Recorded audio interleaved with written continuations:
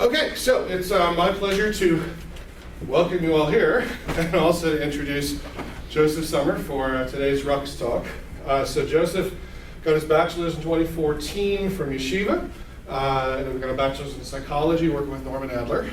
And then he came to Rutgers where he got his PhD in psychology and cognitive psychology here, working with Julian Mussolino and Brunilla, where he worked on really exploring sort of supernatural concepts and the sort of overall ideas of belief formation and why do you believe what you believe, how do beliefs interact.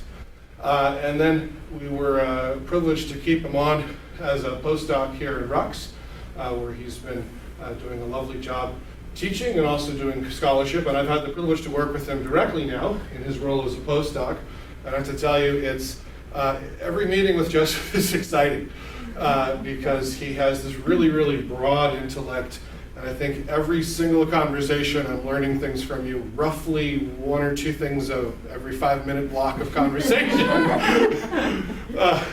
Because he knows so many different things. He reads such broad literature. He's always ambushing me with things from philosophy of science. And I love it. I love it. So anyways, so it's my privilege to share him with you guys. And take it away. Thanks a lot, John, for the introduction. And I'm really excited to be talking about this. It's a brand new talk, which presents this framework that I've developed for thinking about belief. And I'm really excited to hear any feedback that anybody has. And I'm also going to be throwing a lot of stuff at you, which I guess John just kind of alluded to. So if anything is unclear at any point, just let me know. So to begin with just sort of like talking about beliefs or thinking about beliefs, and speaking of beliefs sort of broadly, right? I mean, anything from sort of like, I believe the wall over there is white, to I believe that, you know, a certain politician, if he were elected to a second term, would probably do a bad job, right? So like the gamut of beliefs, right? And so people arrive at very different beliefs from each other. Many beliefs that they arrive at appear irrational, so things like flat Earth, for example. And at least some beliefs seem immune to counter-evidence, right? We all have this unfortunate experience of talking to someone maybe on the other side of the political aisle, and we give them some, you know, demonstrative counter-evidence that really should change their mind, and it has, you know, apparently no effect. And so my jumping-off point for today is how do we explain these phenomena? What sort of account do we want to develop to explain these things? And to give you a preview, this is what I'm going to be building towards over the course of the talk, is this framework. And I realize it looks like a lot, and yeah, it is a lot. But I'll just say a little bit about it here, and we'll build it up over the course of the talk. So first at the top, I'm going to argue that belief updating, narrowly construed, is privileged. So it's got this level of its own, you know, separate from everything else. At level 2, I'm going to argue that there are a bunch of additional psychological processes that are involved in belief, and those are different in principled ways from updating, and they share a lot in common with each other. And then finally at the bottom, which we'll postpone for a while, but at the end of the talk I will get to level 3, basically I argue that there's an additional set of factors that influence how processes at level 2 operate. And so the key benefits of this framework is, first, it clarifies our thinking about belief. It allows us to make sort of precise, more detailed predictions about how different belief processes might interact with each other. And in particular, as we'll see, it avoids certain pitfalls that come when people don't clarify these things, where they end up doing things like mixing up updating with other processes and coming to weird conclusions about how belief works. And as we'll see at the end, it may also shed some light on some ongoing debates in the literature, like, is belief Bayesian? Are people rational or irrational? So we'll see those sort of implications towards the end. So for now, this is my account of those belief phenomena, like immunity to evidence and people coming to all kinds of weird beliefs. But let's see how some other people in the literature have tried to answer that same question. And so a common move is to propose these sort of ad hoc novel belief mechanisms. And so in social psychology, you have these functional theories of belief, which say things like, yeah, sure, some of our beliefs are formed for their truth value, but others are formed because they're sort of useful, or they protect our self-esteem, or they allow us to signal our in-group membership, or something like that. There are multiple proposals of multiple types of beliefs. So Dan Sperber has this intuitive versus reflective distinction. Abelson has a testable versus distal belief distinction, where distal beliefs are like possessions, so we don't hold them because they're testable or true, but instead because they let us do things like signal our patriotism or our cooperative nature. That t-shirt says, "I cooperate in prisoner's dilemmas," or our scientific knowledge and so on. There are lots of arguments that beliefs are instrumental rather than epistemic, so they aren't sensitive to truth, they're sensitive to sort of what helps us achieve our goals. And a more recently prominent one is this notion of an epistemic immune system, which leads to non-Bayesian updating. And this is a pretty common approach, maybe because you don't have to sit through like 12 different boxes worth of explanation, but I'm going to do my best to give you my version anyway. So today I'm mostly going to pick on this latter point of non-Bayesian updating. And so Bayes is the sort of normative rule for how you should update your beliefs, basically trading off the strength of the evidence against your prior knowledge. And one of the critical points that I'm going to be arguing for today is that belief updating, narrowly construed as this Bayesian updating, you've got some evidence, you've got your priors, how much should you update, is not the same thing as belief writ large. And conflating these two leads to problems. So here's an example from a pretty recent paper, which is called Troubles with Bayesianism. So Mandelbaum writes, perhaps even irrational outputs will not be enough in themselves to truly worry Bayesians, for paradigmatic outputs are interaction effects. What would be truly worrisome is if we found a process that updated in a decidedly non-Bayesian fashion. So Mandelbaum gets this distinction, right? Belief updating is the important thing. We have to find something that updates in a weird way, not just outputs that look non-Bayesian. And yet, Mandelbaum's examples in this paper are interaction effects. So it's really important to distinguish between belief updating and belief. So here, Mandelbaum uses some classic experiments from social psychology. So one of these phenomena is belief perseverance. So in the sort of classic case, participants are given some task, like classifying suicide notes as real versus fake. And then they get false feedback provided about their performance. So we flip a coin and we either tell you, you're amazing at this task, great job, or, you're totally terrible at this, don't do it again. And then sometime later, participants are debriefed about this deception. So they're told, oh, actually, that feedback was random. We didn't even look at your responses. And so we sort of had this clear-cut case where all the information they got has been totally undermined, right? There was no evidential value there. And so they should, in theory at least, revert to their original state before they ever heard this feedback. So then they're asked how well they would perform on the task if they were to do it for real this time. And the finding is that people remain influenced by the false feedback, right? So even though the feedback's been undermined, they persevere in this belief. And so Mandelbaum argues that this is non-Bayesian updating, but actually the predominant explanation for this is that people generate these cognitive responses during the task. So if you tell someone, you're really good at this task, they don't just say, oh, okay, cool, right? They think to themselves, like, why am I good at this task? What is it about me, right? Maybe some memories where I've been like sensitive, or people have shared things with me. Oh, of course, yeah, I guess it makes sense that I'd be good at this, right? And similarly, if you tell someone they're bad, they come up with like, well, okay, some justification. And those other reasons and explanations and memories that get activated are not debunked by this explaining the false feedback. And so they persist, and then when you ask people, how would you perform on the task, they give you this answer that remains influenced by sort of rational reasons. And so in contrast to Mandelbaum saying, here's evidence of this problem with updating, this is not really a problem with updating, it's an interaction effect. Another example that Mandelbaum gives is belief polarizations. This is another classic social psychology finding. And so the really famous case is Festinger's observations of this apocalyptic cult who predicted that there was going to be a rapture, and then the rapture failed to materialize, and members became even more certain of their belief. And similarly, there are some findings where you present political partisans with the same evidence, and so from a Bayesian perspective, they should move towards each other, and yet somehow they manage to move further apart. And so Mandelbaum again argues these are evidence of non-Bayesian updating. But again, this seems to be due to partisans expending more effort to debunk counter-evidence. If you look at the studies, right, they're well aware of this. It's documented that people who read counter-arguments spend a whole bunch more time, and the time that they spend is spent coming up with reasons why the evidence that disagrees with them is wrong, right? And so they only update on the evidence that they agree with.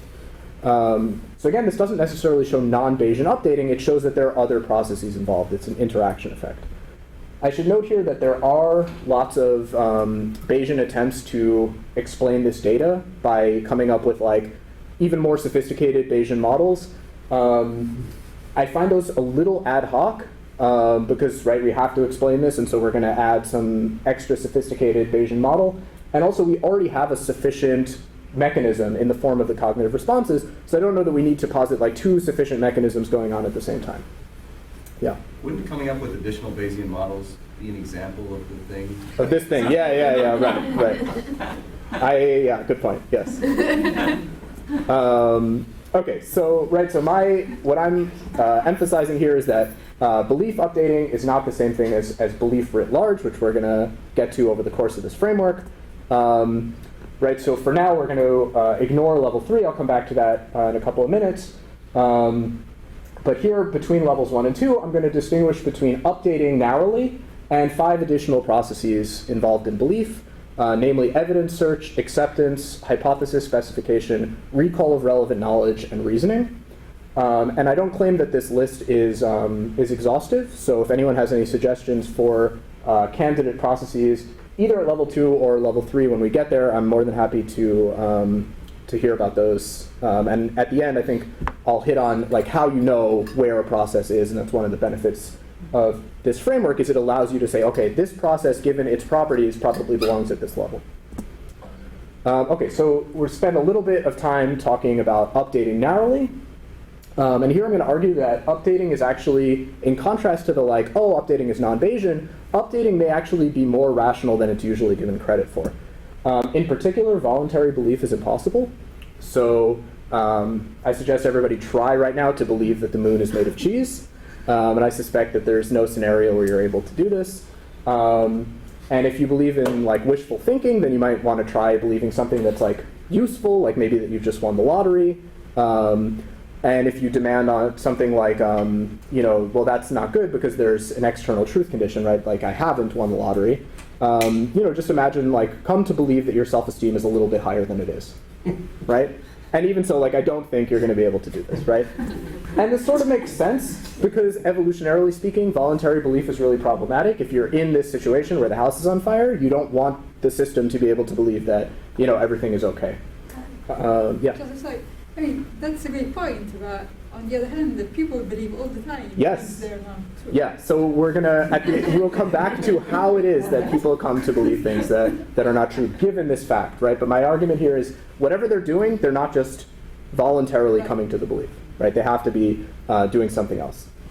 And so, as we'll see, this involuntary nature of updating contrasts with processes at level 2.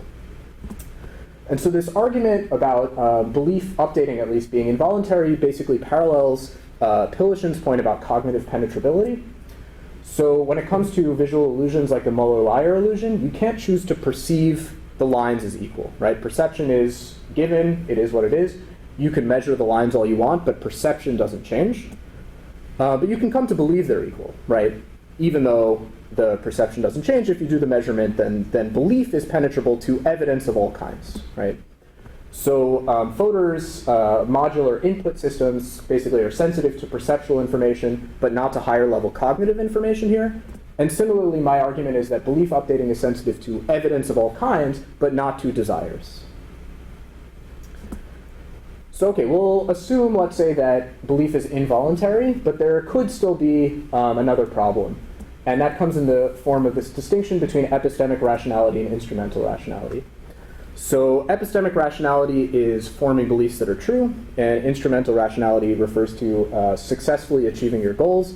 It's sometimes referred to as the difference between what is true versus what to do.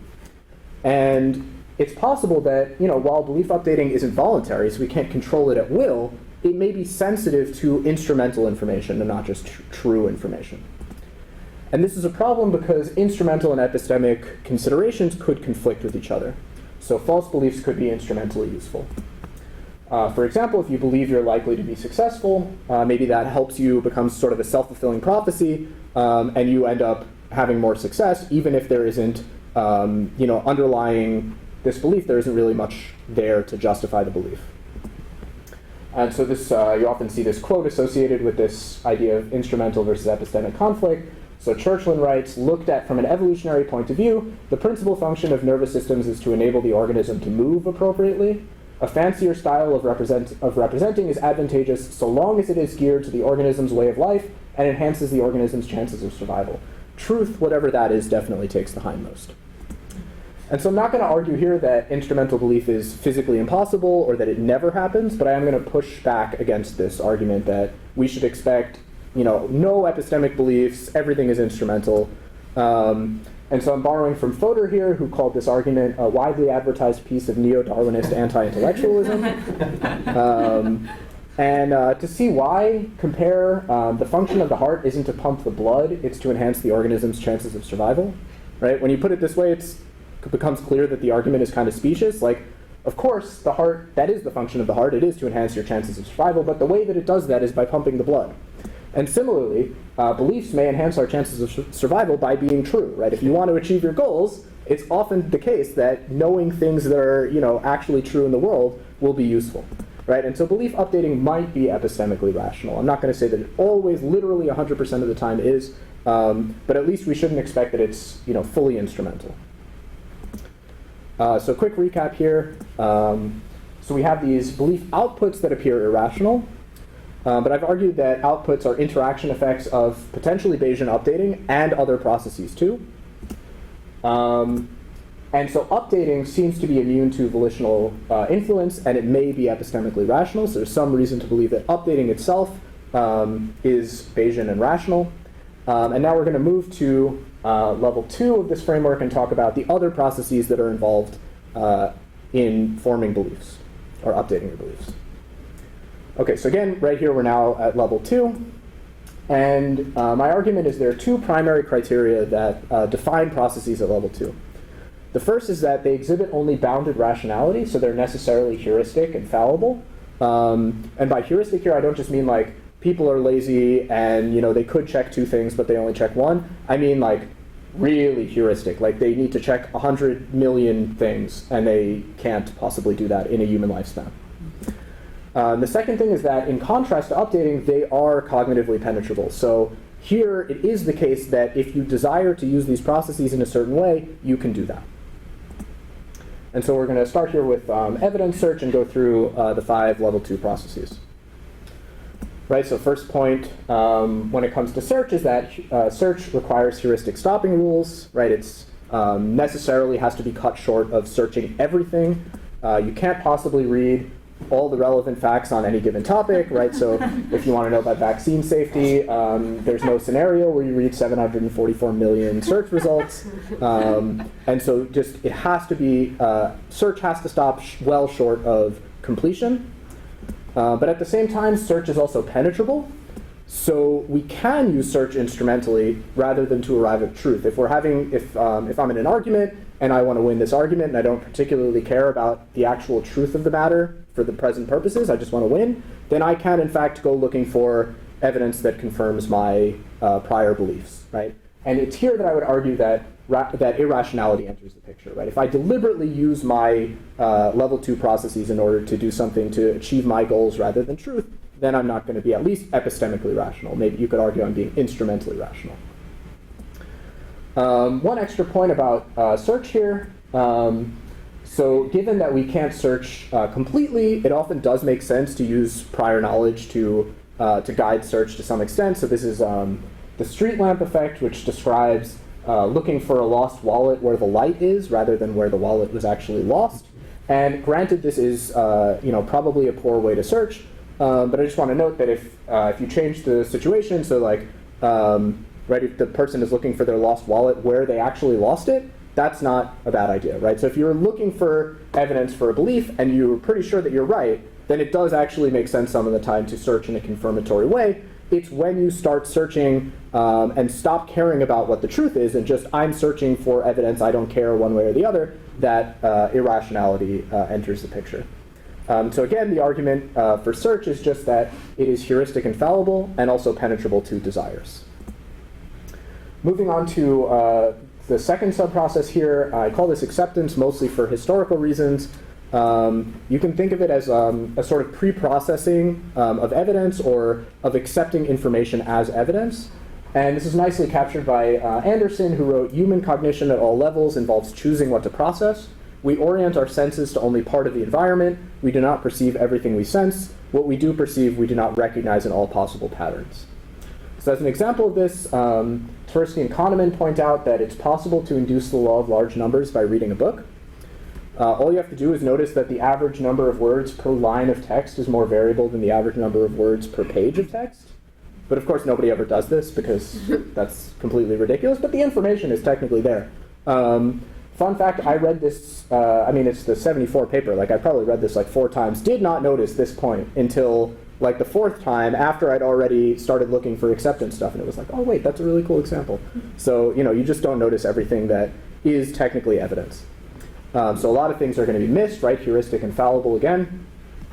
But it's also the case that acceptance is penetrable, right? So if you're motivated, you can spend as much time and effort as you want coming up with all kinds of inventive parsings of the data. Okay, one additional point here with acceptance. So as a corollary to the fact that evidence can contain information relevant to many beliefs, it's also the case that the same evidence can be accepted towards different beliefs depending on how you interpret it. And so effectively we have a credit assignment problem where, for example, so in chess, you make a couple of moves, and sometime later you win the game, and the question is which of the moves deserve credit, which were the winning moves. And similarly, given that we can take information as evidence to multiple beliefs, there enters in this credit assignment problem of like which beliefs generated the data, right? Which theories get credit. So for example, you can attribute credit to a source versus a claim. So if a newspaper article says something is true, that could be evidence that the thing is true, or it could be evidence that the newspaper got it wrong. And so you have to sort of figure out which of those is true. Right, and again, the main point to take away from acceptance is that it's going to fall short of perfection. We're not able to see every single implication of everything we encounter, and it's penetrable. So we can, use our desires to manipulate how we accept information. Okay, moving on to subprocess 3, hypothesis specification. So again, right, we're going to see that this is heuristic, so we only think of a very small subset of the logically possible hypotheses that explain the evidence that we see. So here's an example. Fill in the blanks any way you see fit here, so between 1 and 17. Just take a second to think of an answer. And so Bartlett observed, as you might expect, that though there are infinite ways to fill this space, right, you could start throwing in decimals, doodling in there, that's allowed. Some 65, 70% of people either count by ones or count by twos, right? 1, 3, 5, 7, 9, and so on. And so we only think of a very small subset of the logically possible hypotheses. In honor of Gary Marcus speaking later today, I threw in an example from one of his books. So here on the top we've got some training data and so input and output. There's a new test item, 1, 1, 1, 1. So again, right, given this training data, right, come to some hypothesis about what the output probably will be. And probably everybody's thinking 1, 1, 1, 1 because so what this is doing is an identity mapping, so it's just spitting out the exact same thing.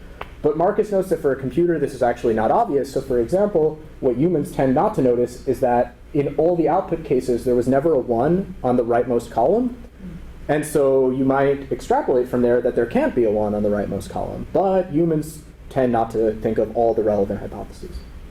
Right, so necessarily heuristic and fallible. At the same time, hypothesis specification is penetrable. So if you want to come up with some novel hypotheses to explain some data that you don't like, that's something that you can spend time and effort doing. So a couple of extra points here, because John mentioned philosophy of science. So in addition to only specifying some of the hypotheses, what we usually don't do is specify all the relevant auxiliary hypotheses. So when we test hypotheses or beliefs, that's often or almost always a simultaneous test of many auxiliary hypotheses. So Newell makes this observation that any test of a theory is really a test of the logical conjunction of the theory, a set of auxiliary hypotheses, a ceteris paribus clause asserting that all else is equal in your experiment, assumptions about your measuring instruments, and assumptions about your experimental conditions. And only if all of these are met and are true, then you get to assert that if you make some observation, you'll see some other observation. So for example, let's say we have some hypothesis that extroverts show less stress in social situations. And so we want to test this theory, and so we need our theory to be true. We need our auxiliary hypotheses to be true, so maybe our definition of social situation and our measurement of extroversion have to work out and be correct.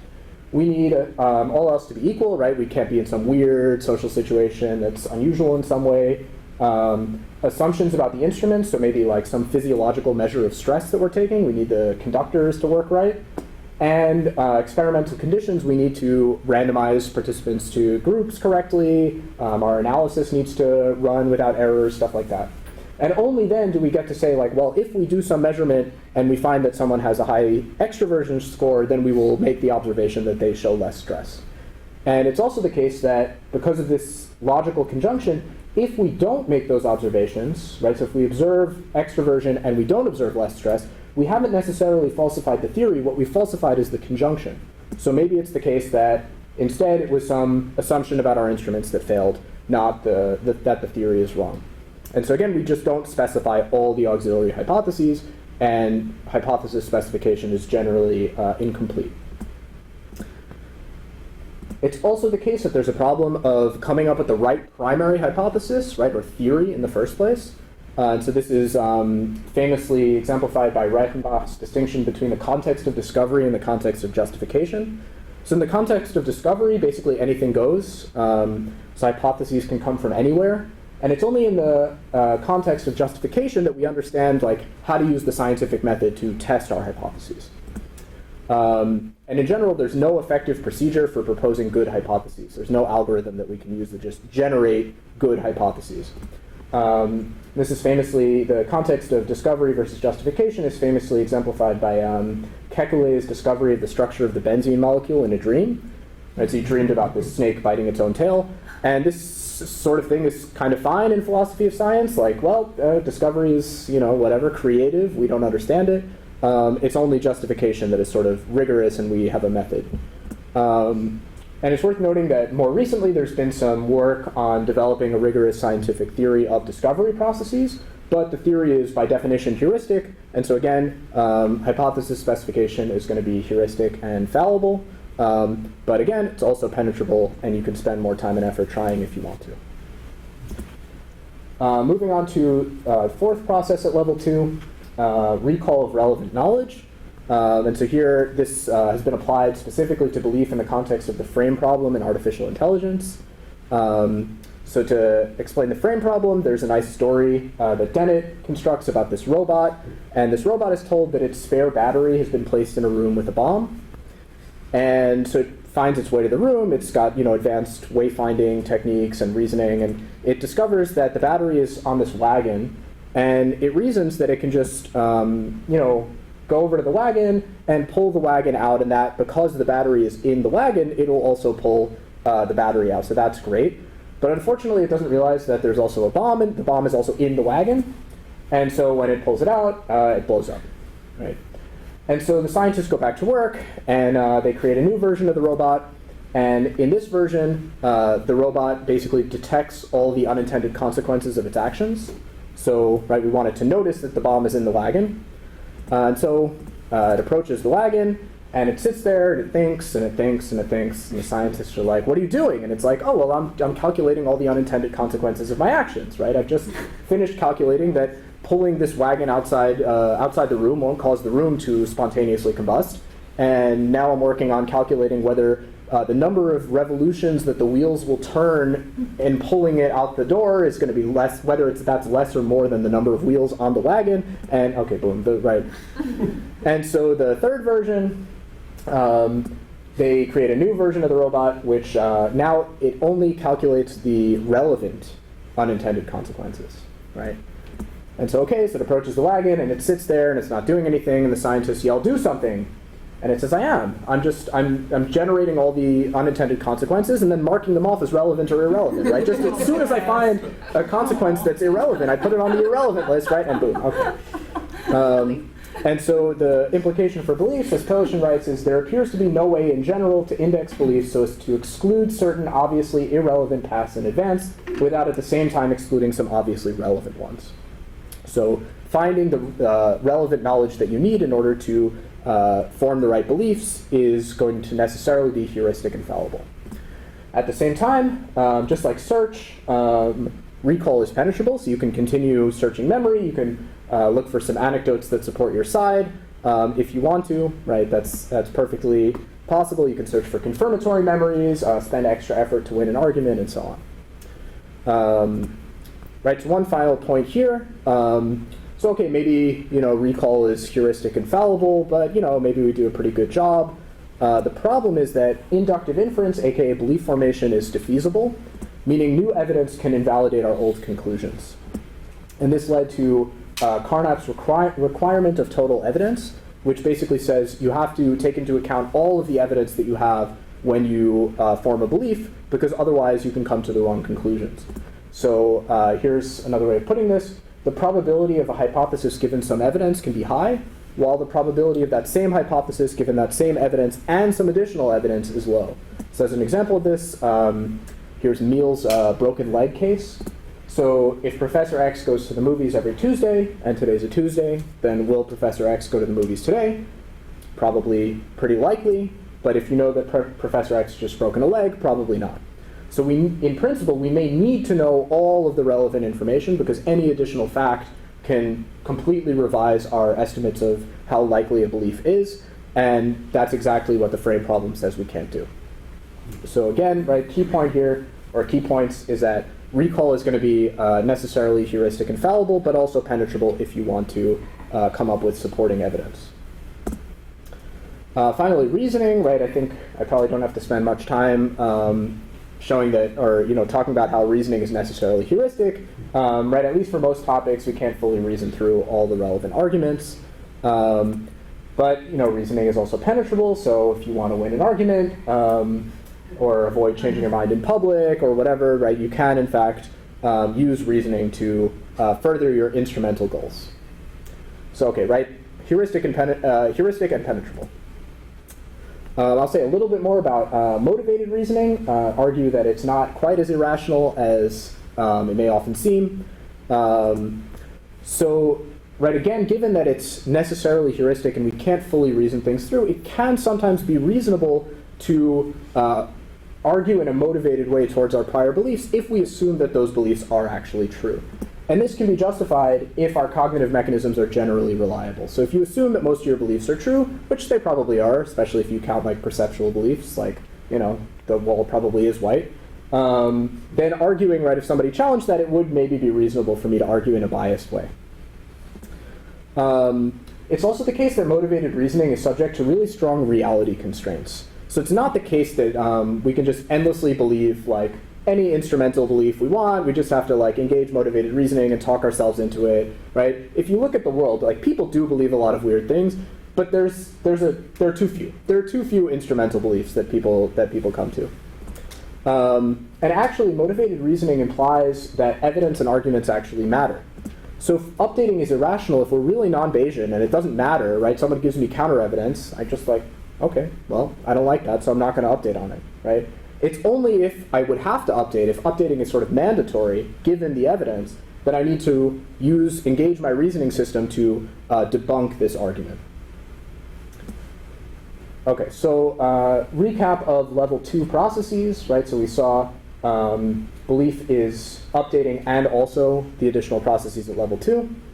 Again, not saying that these are exhaustive, and I'm really curious if anybody has any suggestions for level 2 processes. where the criteria is that they're necessarily heuristic and fallible and penetrable to desires and goals.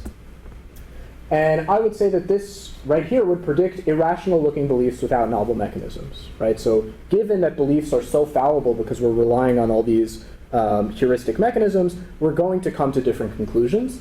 It also allows there to be some genuine irrationality if we're using level 2 processes to further our own goals.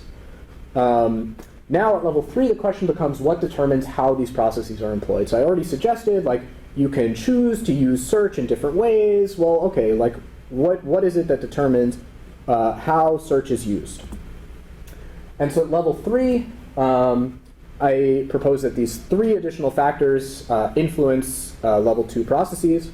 Again, this list is not exhaustive. I'll mention a candidate 4th one at the end. But these 3 factors are representation or framing, thinking dispositions, and prior knowledge and strategies of reasoning. And these may seem to be a little, like, very different from each other. Like, representation or framing is a property of the stimulus, and the other 2 are properties of people. And my argument is that what these factors have in common is an ability to affect the operators that are available to processes at level 2. So operators is a term borrowed from the problem-solving literature. And basically, it refers to these like micro transformations of knowledge states. And so the way I'm using it here is sort of like there are different ways to use processes like search. So for example, if you've got a sort of thinking disposition that is more open-minded, maybe you're more inclined to search for disconfirmatory evidence than you are to search for evidence that only favors your side. So I'm going to go through the different operators and talk a little bit about how they might affect processes at level 2. So the first one is representation, and this one, the importance to cognitive science is pretty well known. So representations are important because they affect how easily algorithms can process information. So we know that framing influences decision-making, problem isomorphs, so these are problems with the same underlying logical structure but different sort of cover stories, influence problem-solving difficulty. And Giga Renzer has done a lot of work arguing that natural frequency representations help people solve Bayesian problems. And so for an example, take Newell and Simon's game of number Scrabble. So this is a game played with 9 tiles with the numbers 1 through 9. It's a 2-player game, and each player takes turns picking 1 tile out of this array into their hand. And the goal is to be the first person to arrive at 3 tiles that equal 15. And so when you're presented with this game at first, it's not like immediately obvious how you might play, like what the strategy should be. But if you rearrange the tiles so that they appear in this magic square where the rows, columns, and diagonals equal 15, then it becomes clear that you can just import your strategy from tic-tac-toe. Right? And so you could, for example, pick 6 and 4 and then go for 8 to double trap them with 1 or 3. And that's like not remotely obvious in the first representation, but this one helps a lot. As another example, so binary numbers are very easy to tell whether they're powers of 2. So if they end in a 0, then they're a power of 2. Otherwise, they're not. Arabic numerals, that's much harder. So I think this one is, but I'm not actually sure.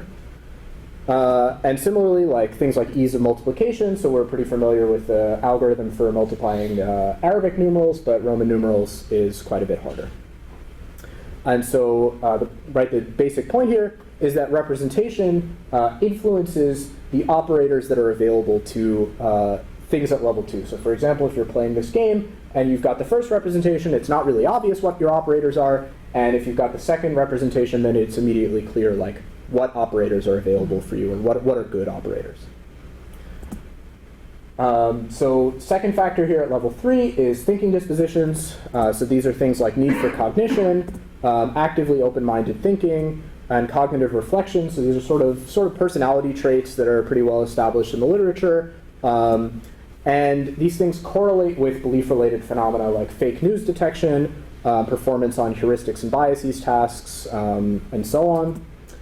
And the explanation is kind of a little bit vague, like why does cognitive reflection help you detect fake news? Well, some people are reflective, and so they're better at detecting fake news, right? So on this account, reflective or being open-minded means that you're using different operators when you employ level 2 processes, right? So we can sort of generate more specific predictions about given that someone is more open-minded, how might they search relative to someone with less open-mindedness? Final operator here, prior knowledge. So prior knowledge has been shown to drive my-side bias, which is sort of this tendency to preferentially process information in a way that's biased towards your prior beliefs. And Stanovich has done a bunch of work showing that my-side bias is a content bias, so it's not really a property of people. You don't have this person always like searches in a confirmatory way or always shows motivated reasoning. Instead, it depends what the topic is. So the same person who shows motivated reasoning in one topic may not show it in another. And the reason for that is it's driven by how much knowledge you have in that field. And so similarly, there's this finding where if you account for knowledge differences in a partisan reasoning task, it turns out that the differences in like what was attributed to motivated reasoning is actually mostly due to the knowledge differences, and there isn't much of an effect of partisanship itself. It's also been found that prior knowledge is associated with resistance to persuasion, right? Again, sort of intuitively, if you know that the persuasion attempt is giving you bad information, then you're going to be more resistant. And learned strategies of reasoning are associated with better reasoning across domains. And so again, the argument here is that prior knowledge is going to affect how you use your level 2 processes, which will then ultimately determine what gets passed to belief updating and what beliefs you end up arriving at. So I'm going to go through a couple of examples of how these things might work. So imagine you stumble across this headline. This is a real headline from a fake news site. So it says, government publishes horrific figures on COVID vaccine deaths, 1 in 482 dead within a month, 1 in 246 dead within 60 days, and 1 in 73 dead by May 2022. And so we'll imagine, to begin, this person here who's got some prior knowledge of a study showing that vaccines are safe. And so given this prior knowledge, maybe they see this headline and they propose some new hypothesis. So they say, well, maybe this publication is misrepresenting the data. And given that hypothesis, maybe they engage some additional evidence search. And they stumble across the Wikipedia page that I found in preparing these slides, which says, like, this site is a known purveyor of misinformation. And so when they update, they don't update on that information. If they update any belief, it's that the expose is a bad news source. Don't rely on them for your information. Here's another example. So let's say instead of prior knowledge, this is supposed to be Socrates over there. So this person has strong need for cognition or something like that. And so they engage their reasoning, and they realize that this is an example of a post hoc ergo propter hoc fallacy. So just because people died after getting the vaccine doesn't mean that the vaccine caused their deaths, right? Maybe we should factor in the base rate of deaths among people for any reason whatsoever. And so given that they're not sure what to make of these numbers, they don't, they update only minimally, or they update that this website is a purveyor of, fallacious reasoning. If we take another person here who, let's say, has less prior knowledge or prior knowledge of a different sort, so maybe they recall some relevant knowledge that they've been reading some other sites similar to this one, and this seems consistent with their other information, and so they just don't really engage any other reasoning, and they further update their beliefs that the vaccine is dangerous. Alternatively, we'll say that this person has a sort of thinking disposition that's not as Socrates-like, let's say, as the other one. And so they actually engage some acceptance processes. They come to a non-standard reframing of this headline, and they say, whoa, if this is what the government is admitting, then actually whatever it is must be even worse than this, right? And so their update is like even more strong that like the vaccine is terrible, right? Okay, so some benefits of this framework. So it explains the data, right? The phenomena that we saw in the beginning, like belief perseverance, things like people coming to different beliefs, people's beliefs being immune to evidence. It explains all these data with mechanisms that we already know about. We don't need to say that there's non-Bayesian updating, or there are functional beliefs or instrumental beliefs, and that's why people come to these crazy beliefs. We would expect that given the nature of the processes in this framework. It gives us a nuanced account of how belief works. including it contextualizes processes depending on their characteristics. So for example, analogy is a candidate process or a candidate factor at level 3, but not at level 2, because an analogy is not penetrable. You can't like deliberately find analogies, right? You can search for them, but that's search, right? You can't deliberately achieve analogies. But if you have an analogy, it does suggest operators which you can then use to help your thinking, right? So analogy seems to fit at level 3, but not at level 2, so it's sort of principled. It also suggests methods for improving beliefs. These are not particularly novel, but it fits in nicely in this organizational framework. So we have psychological approaches, which might target people's prior knowledge or their reasoning strategies and thinking dispositions, right? In other words, changing the operators that are made available by level 3 so that people use level 2 processes in a little bit better ways. There are also environmental approaches, so targeting the framing and representation of information. It also addresses some extant debates in the literature. So one is belief Bayesian? So we seem like this is kind of a weird question. It's too broad. So we have to say, what do you mean by belief? Updating may be Bayesian, but these other processes, it's not really meaningful to ask whether they're Bayesian or not. And so just teasing this apart gives us some clarity about this debate. Is human belief rational or irrational? So we've seen like updating may be rational. Often it's the case that belief is rational, even when it appears guided by prior knowledge, right? In the case of like, I believe this is true, and so I'm going to search for evidence to justify that belief, right? Assuming it is out there. But it can also be irrational if I'm deliberately using my search processes or my reasoning to preferentially favor one side regardless of the truth. So is the function of reasoning, right? This is a big debate that's ongoing between Dan Kahan and people like Gordon Pennycook. Is the function of reasoning to get to the truth or to argue for your own beliefs? And so, right, the answer here is like, this is again sort of a weird question because it depends. You can use reasoning to get at the truth, and maybe generally speaking that is what people do, but you can also use reasoning to argue for your own beliefs, especially if that's a goal that you have. So I'll finally get to Serena's question. So how is it then that people come to hold all these weird beliefs? It seems like we can come to volitional beliefs even if we can't do it directly. And so my argument is that effectively you can do this indirectly by steering your updating system around. So you can't choose your beliefs, but you can choose how you use processes at level 2, which steer you towards certain evidence or away from certain evidence, as in the case of things like motivated ignorance.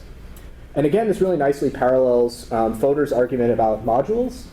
So he says the operation of the input systems appears to be inflexibly insensitive to the character of one's utilities.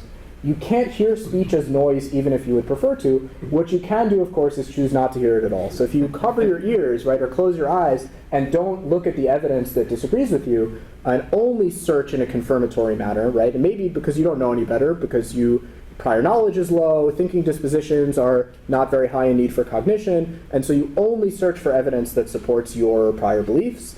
That's all you see, and your updating system then does what it's supposed to do, and it updates on the evidence that you come to, and so you do end up sort of indirectly steering the beliefs that you arrive at. That's all I have for today. I want to thank Pernilla, Julian, my advisors, Laura, and yeah, special mention goes to quarantine because locked me in a room with a lot of reading to do. So, yeah.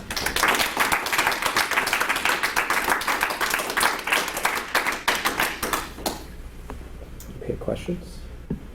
Yeah, John? So, taking seriously your request to think of things that aren't in the chart. Yeah. So it seems to me that there's an assessment somewhere in this process of whether or not it's worth the cost of updating a belief. Okay. Right, that there are some beliefs where changing the belief is very low cost and or really important and you should obviously do it. Yeah. And then there are other beliefs where like a common response when you have someone who wants to, you're trying to talk about, I don't have time to deal with this right now. Right? Yeah. The implications are too big. Yeah. And I was trying to map that cost-benefit analysis onto your chart, and I almost ended like it was a little box in the flow chart about what update or not. Yeah. So I think, so I'll say a couple of things about that. One is, I think you can look at that in two ways. So one is you could say, Once everything gets to updating at level 1, right, then there's a cost benefit. Should I update on this, right? That's what I think that probably doesn't occur. I think the notion of belief importance seems like very true, but I think importance correlates with prior knowledge really strongly. So there are a lot of arguments like, if a belief is really interconnected with other beliefs, then you shouldn't want to give it up because you'll have to revise your whole network.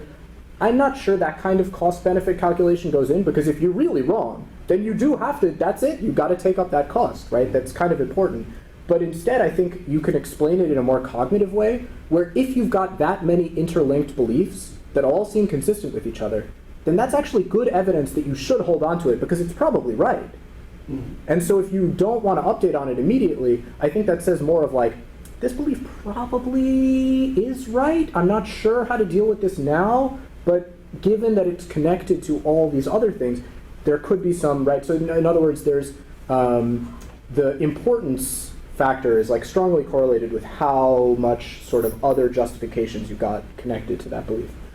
On the other hand, I think there's another way that this comes in, which is more deliberate. So if you give me some information that is like really deeply threatening, and I say, whoa, that's really deeply threatening, I don't want to think about that right now, and so I don't, then that is one way of steering myself to not, right? And if I do just kind of ignore it as best I can, right? Maybe it keeps creeping up and, you know, it keeps me up at night, but every time I go like, no, we're going to think about something else, right? Then maybe I can hold off the update to some extent, but like volitionally, right? Yeah. I don't know, I keep thinking about climate change. Like, I guess maybe the most salient version of a large group of people have what most of us would probably consider to be false beliefs that look to be highly motivated. And I'm just curious, like, I guess again, like, how this fits in, something like this fits into the model where as from an outside perspective, just like intuitively, it seems like a lot of people oppose or like disbelieve in climate change because they're working sort of backwards. There's nothing I can do about it. So you feel very bad to believe in this thing, knowing I can't do it. You lost me at, I was with you until working backwards, and then it was working backwards because it would be bad if I believed this. That I don't know. I think if you believe that a belief would be bad for you, right, I think maybe you can probably do some steering to avoid it. But I do think it looks like they're working backwards, right? But I think they're working backwards from whatever it is, sort of reasonable, I don't want to say reasonable, but reasonable in their own heads, right? Assumptions. And it can even be, so let's take the sort of Steelman version of this, right? So we've got some person who really doesn't know very much about climate change, but they're very certain that it doesn't exist. And if you present them with counter evidence, right, you say like, oh, how many studies have you read? Right, side point, how many studies have any of us read about climate change? But okay. Right, so we ask them like, how many studies have you read? And they go, you know, I've never read a study about climate change. And like, honestly, I don't even like watch YouTube videos. I'm just like, I don't believe, like the liberals are lying about this, right? Right, so that's sort of like the strongest case of, right, and then we give them some evidence and they engage motivated reasoning to try to dismiss it, right? So I think this is kind of reasonable if you imagine that they, sort of the opposite of what I said to John. So in John's case, it was they've got a bunch of prior knowledge, and so given that prior knowledge, it's kind of reasonable to stick to this belief. I think here what they have is no prior knowledge, but an awareness that other people have prior knowledge. So it's like, I don't actually know anything about this. But almost that makes me less likely to be able to argue against it, right? So like, the example I use a lot is if you gave me a disproof of quantum mechanics, right? It wouldn't be like, oh, well, I guess, you know, physics is wrong, right? Like, it would be like, I don't know about this, but I guarantee there's a bunch of physicists who can absolutely demonstrate why this disproof is wrong, and so I'm going to work backwards and try to find a flaw, or just dismiss it out of hand, right? And so I think it can look like you're working backwards, but it's sort of reasonable. So yeah, just funny, I was thinking about this in your, you know, just force yourself to believe the moon is made of cheese, example. That feels impossible. But other kinds of beliefs feel more possible. If it feels really impossible when I know that it's false, and you frame it as you know that it's false. We all know that it's false. But if it's framed differently, where it's like, well, Joseph says this, no, said something else. Now I don't know. Now it's a lot easier to imagine that I could will myself to believe one or the other. So I think you can kind of push yourself if you're really at like circa 50%, right? And the reason I think this works, this is like super speculative, but it seems to also be the case that to the extent that we can assign degrees of belief to propositions, right? they're not granular. If I ask you, like, what's the probability of rain tomorrow, you're never going to be like 30.469%, right? And so I think that when you're at 50%, you're not really at 50%, right? You're at somewhere between 45 and 55%. And so there, maybe you have a little bit of wiggle room to be like, well, if I think about this just the right way, I can actually, push myself over 2% and come to like be a little bit more certain than not. But I think that's, I think, right, that's just sort of wiggling in that little indeterminate space. Yeah. So we did mention true and false beliefs, right? So that kind of frames it as like a binary problem. Yeah. My question is there a ground truth that all of these updating process is aiming to kind of like land on, or does all beliefs have to have a ground truth, right? Like, is that the purpose of beliefs?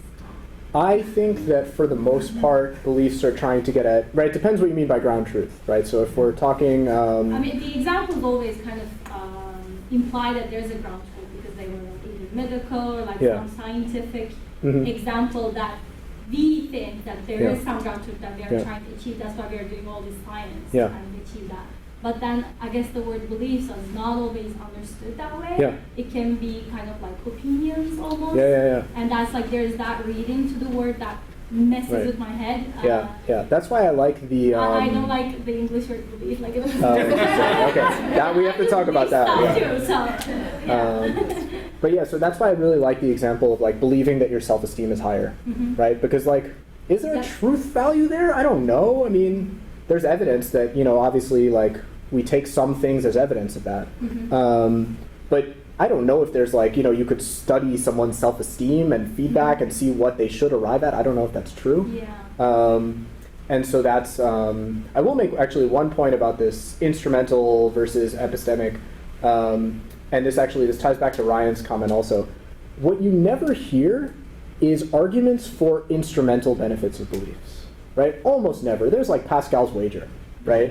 But like, you rarely ever in an argument hear somebody say like, you know what, you should believe this because it's really, really, really good for you if it's true. Like, that's just something we don't do, which I think is just further evidence that like, updating doesn't care about that. It cares about like, is this likely to be true? Not, would it be good for me if it were? Yeah. And also, I just want to add, the distinction between true and false doesn't really make sense in the eye of the believer because anything that you believe is true for you. Right? So it's like when we say something is false, it's like from which perspective are we saying? Yeah, and I for think sure. that kind of ties back to the For sure. I think that's also a really important question because we do this a lot with other people where it's like, I gave you demonstrative evidence, right? And so you should change your mind. But from their point of view, it's not demonstrative evidence, right? It's terrible evidence. And that's why they don't move. And so I think that perspective is really important. Yeah, so I'm just going to insert here because we had sort of this conversation yesterday when we were discussing preparing for today. And it was in the examples, and it was like, two sides, like the right side and the wrong side. And I actually argued that they shouldn't be called the wrong side because to them, it is true. And we view that as bad, but it's not necessarily bad. If you have been in a situation where the evidence that you've seen is consistent with that particular view, well, of course you're going to update on that view, right? And you get more evidence, whether you search for it or it's consistent with your expectations or whatever it is. It's viewed as if you're doing something irrational, but you're not.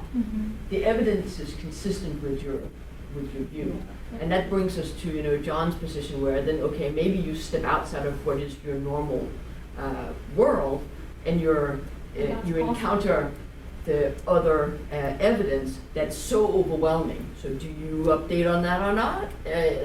But again, it's also a trade-off between the strength of the data and the strength of the belief. And so if your belief is that strong, then you can find a way to discount that information, and we can call that cost, but it doesn't have to have a cost.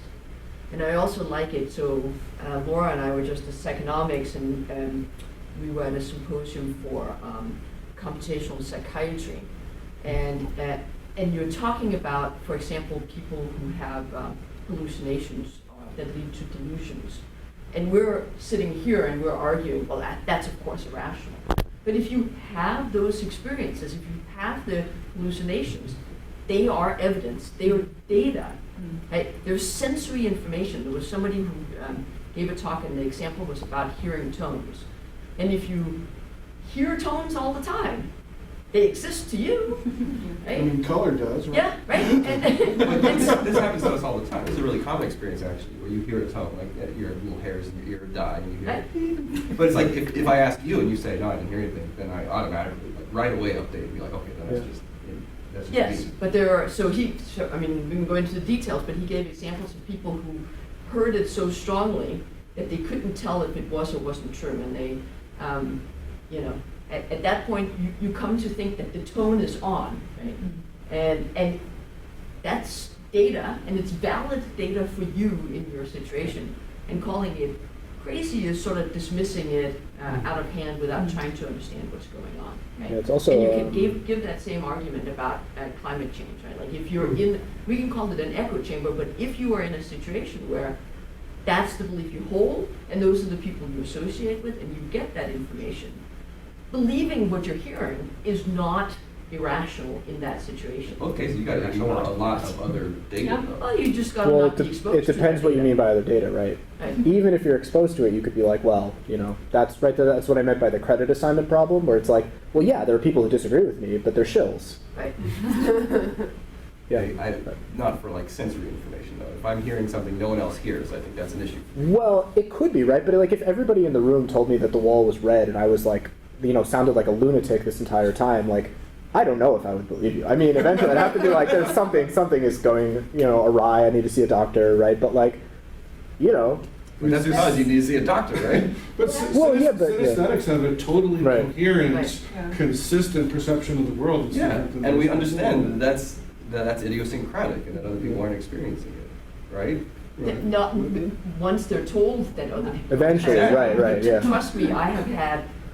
We have done these individual differences in cognition with people who were 40 and 50 years old who didn't understand that other people didn't have that experience and were completely shocked by the fact that people they have been working with for their entire lives didn't see the world like they did because their sensory input was completely different. So you're only aware of that difference if you're told that other people don't experience it like that. Right. And then, yeah, it would take a lot of people, right? If two of you said it, I'd be like, nah, it's a prank, Yeah. right? Well, If all of us said it. If all of you said it, then, right, well, could be, right? Could be not. It depends what I got to specify some new hypotheses, right? Like, oh, this is definitely a prank, right? If it's today, maybe it's a prank. If it's like another day, it's like, why would they coordinate for this, right? I mean, now I've primed you. Right? Now I'm going to be on guard, okay? But, yeah, Preston. I have a question about the evidence that we have for whether someone has a belief or not. So, like, Yeah. In the philosophical literature on belief, some people think it's a virtue that there can be cases of in-between belief. Mhm. So, like, Yeah. people with Capgras delusion, Yeah. this is when people purportedly Yeah. believe, well, do they believe, That, yeah, family members are imposters. have been yeah. replaced by an imposter. Yeah. And like they behave in some ways as if, they Yeah. actually believe this, right? They like assert it sincerely, or they Yeah. run away when Yeah, they yeah, see yeah. the, but they don't call the police, Right, They don't right. put up a wanted poster. Yeah, yeah. I guess that'd be weird if you're for your spouse, but I don't know. Yeah. They don't do the equivalent of that. Yeah. And that's taken, some people think that's a theory of belief should account for these kind of in-between Yeah, belief cases. And I guess I was wondering what you thought about Yeah, that. so I actually have a paper on kind of that question that was just accepted. But Oh, awesome. I would say basically, I have a couple of issues with the idea that like a theory of belief should predict some actions, right? Of course, but like that it's going to predict every single action is a little bit, I think, unrealistic. Yeah. Because belief underdetermines action. So Yeah. belief and desire and habit and other factors in the environment determine your action, right? Yeah. So just because somebody doesn't behave in the way that we assume their belief predicts doesn't really mean very much. It's also the case that, in general, there's a belief-action gap where people don't behave in accordance with their expressed beliefs, right, for all these reasons. So the Capgras case isn't really different in kind, it's maybe only different in degree. Yeah.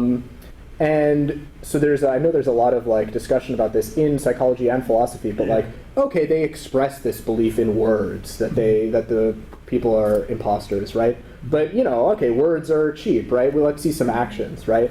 And to throw this back at the philosophers, this actually conflicts with people's naive intuitions. So if you just, there's a cool study, if you present people with Capgras cases and you say, this person expresses that their relative has been replaced by an imposter, but they don't do all these other actions, do you think they have the belief? And people say yes. Yeah.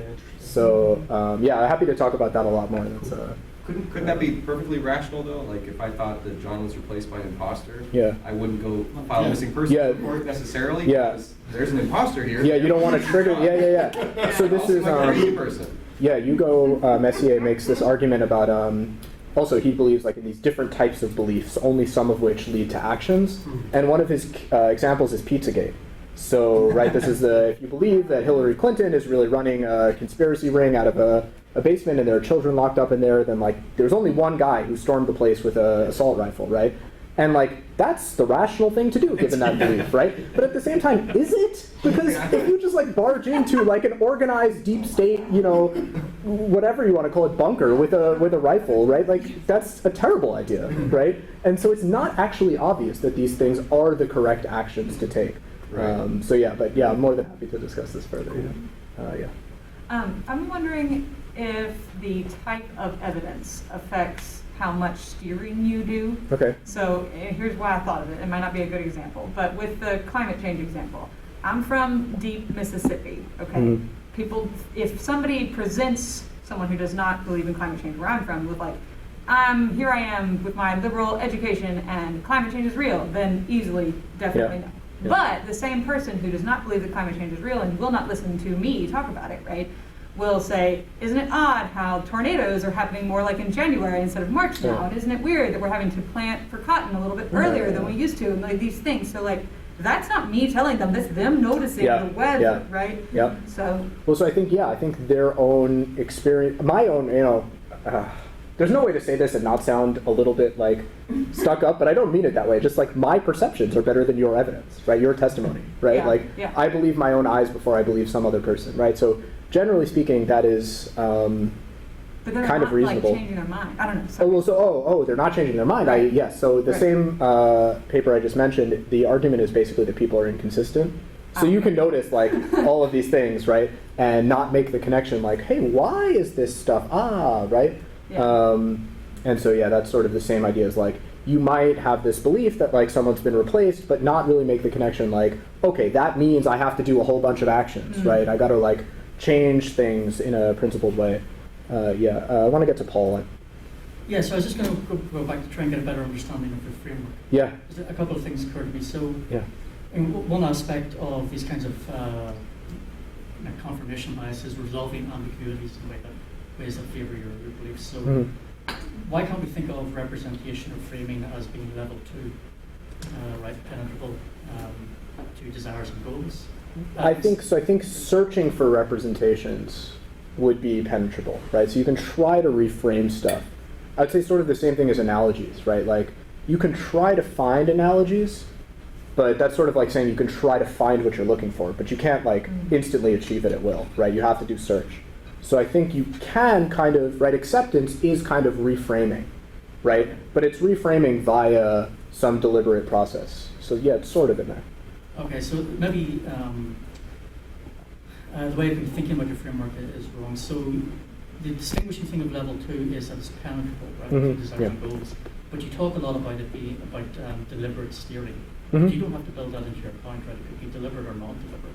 The steering, for sure. So you keep talking about deliberate. Say something like confirmation bias. You mentioned, or my side bias, you're in an argument with someone, you deliberately look for arguments for yourself. To me, if you do that deliberately, it's not a cognitive bias anymore. It's not about belief, right? You're doing it deliberately, you know you're doing it. I totally agree. Yeah, I've kind of harped on the penetrability part because that for me is like the defining feature of level 2. But for sure, so I included like, right, some of this confirmatory stuff could be rational, right, and it could be implicit. Like you don't necessarily decide, I'm only going to search for confirmatory evidence, right? It's like, you know, of course I'm going to search for confirmatory evidence. That's just, the belief is true, I'm just going to search the way that I would search. And you could still end up with a kind of implicit steering, where because you're implicitly searching in a confirmatory manner, that's the evidence that you end up getting, and so that's what you end up believing. Can you put your framework back on? Yeah. I'm trying to recreate it in my mind. Must be nice. Yeah. No. No, meaning the imagining things in your mind. It wasn't going well. I have a related question. Yeah. So since I cannot believe it, Yeah. I was wondering, what's your definition of belief? So Yeah. how would you incorporate both a perceptual and cognitive representation, or maybe a different kind? So I tend to see belief as pretty much just a mental representation. Mental representations can come in different forms, so some of them might be propositional, some of them might be images.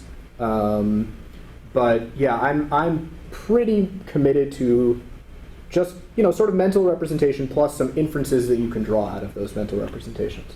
But for the purposes of this talk, I'm kind of agnostic, so anything goes, but I think that my argument is basically beliefs are pretty much all the same, they're all sensitive to evidence. Yeah, that's, I guess, I don't know if that answers your question. You don't look. Right, I mean, what I was thinking about, the distinction between representation and model on the other okay. side. This is my naive intuition would be that a model differs, right, like a mental model, differs from a representation only in that it's maybe more interactive, or the inferences are built in, right? I guess in the proper problem solving frameworks, you have a problem space and the operators and that would be a model. Yeah. So I'm sitting here, Jane put me on this, so this question's your fault. Sorry. You're welcome. Ultimately, this is a question about domain specificity. So the example, though, is that I know people who love quantitative arguments about sports, right? So quantitative arguments about whether you should start this quarterback or that quarterback, and the delta between the expected yards per pass versus the actual yards per pass, and QBR versus quarterback rating is This is a prank, right? I knew there was going to be a prank. Right, literally spending hours on a fairly innocuous question of who should start for some team, right? And yet you go to that, you take the same person and you point them at that headline, and all of the details go away, and the approach changes completely. Sure. Yeah. And so my question is, at your bottom level about thinking dispositions, should we think of that? I was before trying to get at sort of a cost-benefit analysis, but should we think of that as a domain-specific disposition? Yeah, that's right. That's really interesting. I think there may be something to, again, a prior knowledge difference there, where there's some mathematical models of curiosity that, right, it's got to be some kind of maximum expected information gain, which you need to know a certain amount about a topic before you can be curious about it, right? So if you've really got a ton of knowledge about football, but no knowledge about vaccine safety, then I hit you with this and you're gonna be you're gonna do one of those, I don't know what to make of that, right? And so just gonna either, I guess, believe it or just move on. Part of the reason I suggested it is that one of the big ways that people get misled by COVID and vaccine data is they confuse total volumes with rates. And that's the classic thing in sports as well. It's total number of passes versus yards per player. That's interesting. Right? So but that's right. It's So that's the same thinking, but not so that would be domain. that would be something like acceptance, or what Paul was saying with, right, if you find a way to represent it to someone and you show them hey, we're talking about the same thing in two domains, they'll be oh, wait a minute, I see what you did just there, right? Yeah. And analogies are really hard. Right? Yeah, now right, noticing the people have a super hard time mapping that can be thought of the same way as football. Yeah, it's the same case as the problem isomorphs, which are literally the exact same problem, with the same movements, the same and just error rates are whatever it is, 8 times worse in some of these, and 20% of as many people get the right answer. It's And I think it's also important for your point that desire might not be able to penetrate updating, but you can use it at any other level, right? Like, so you have a desire to talk about sports, sports, but not a desire to understand the Right, that's true details too, of yeah. vaccine, Yeah. right? I also, that Affects is, the people and not Yeah. the updated. Right. yeah. I did leave out, but one of the slides that I didn't include here is that belief is not the only mental state that you can achieve at will, and desire is another one, so you can't choose what you want. And in fact, so there are a lot of things you can't choose to understand something. You can choose to read it, but understanding is not sort of up to you. And going to sleep, so you can go to bed, but you can't choose whether you fall asleep. And the similarities are kind of striking. In all of these cases, you can't do the thing. You can only steer yourself to be in the position where you're in the optimal sort of situation, right? So for desires, you can sort of like expose yourself to something you don't like over and over again until you sort of like acquire a taste. You can get ready for bed. You can read background information and, you know, get a nice light and drink coffee and read, and then you put yourself in the best scenario to understand. And similarly for belief, you can't choose what you believe, but you can sort of select the evidence in such a way as to put yourself in the best possible chance of getting that belief. Mark? Okay. I'm trying to think if this is like another box or just like fits into one of the existing boxes. Mm-hmm. So I'm thinking about math anxiety as this like affective state that predisposes people to focus less on numerical information or discount numerical information. Yeah. When they're presented with something like that, they're just like, whoa, numbers, deaths, I don't know, this seems bad. Like, is there some sort of like, does this affective piece, this like math anxiety being one specific example, like, is that fit into like thinking dispositions? Yeah, or? that's a great question. I feel like you could squeeze it into thinking dispositions, but maybe there's another box for motivational, affective stuff. Yeah, It seems like anxiety. a stereotype threat, but that Yeah. also fit into this box. Yeah, like And is that all? But is that also some sort of like knowledge prior experience kind of thing? right. It's not really in your control, and it's So- something that suggests. And this is like this is another thought that I was having that I didn't fully know how to formulate. So maybe if I put it to the crowd, folks can make sense of it. But like I was just trying to think about like just metacognition in general, and where and how that maps into this. Like so, my knowledge of my own knowledge, or my knowledge of my own strategies, or like things like that. Yeah, I'm not sure. That I think Where the boxes metacognition, go. I would maybe split into like your beliefs about your beliefs or your beliefs about your processes, and so they would sort of be like like the whole thing would apply, right? So how do you form your beliefs about your own beliefs, like via the same sorts of things? So something with like the recall and the study that you were describing with the false feedback. Yeah. I was just thinking about the work in like meta memory, where it's like if you show people the same like letters or words with like larger font versus smaller font, they think they're going to remember the larger font better, even when you tell them that it doesn't work. Yeah. And so this sort of like feeling of fluency that happens and sort of impacts the type of things that you're recalling, and you know where all of that sort of stuff might fit. Yeah, I think that would be. I would say that sort of thing is like a belief, right? You're forming a belief about a prediction, right? About how well you would perform in this memory task, right? And you're using some cues like size of the letters or fluency, and it happens that sometimes we use cues that are not good. Yeah. Okay, well, thank you once again, Joseph. All right,